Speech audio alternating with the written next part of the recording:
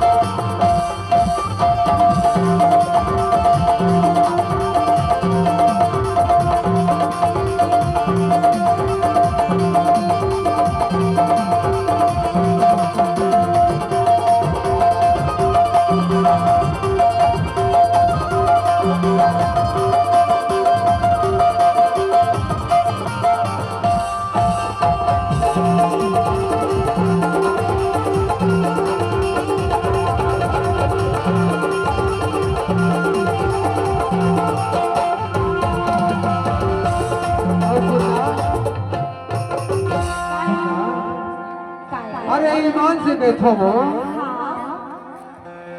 एक बार जो ताली हो जाए सगी सवारी हो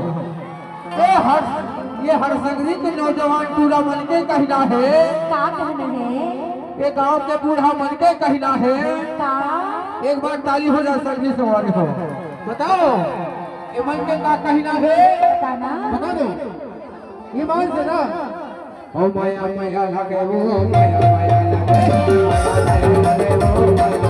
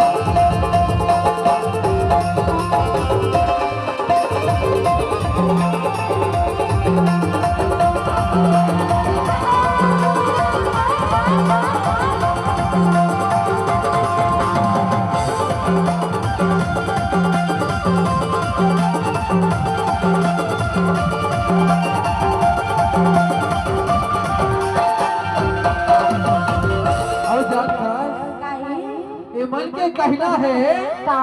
हमला माया माया लगे कैसे है हाँ लेकिन ये फेटा वाले के कहना है बताओ का का कहना है एक बार ताली हो जाए संगी सवारी हो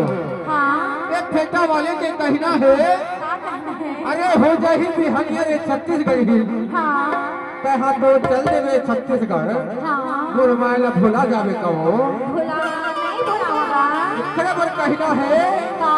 बताओ का बताना बता दो यार बताना जी हाउ क्यों नहीं बाजेरा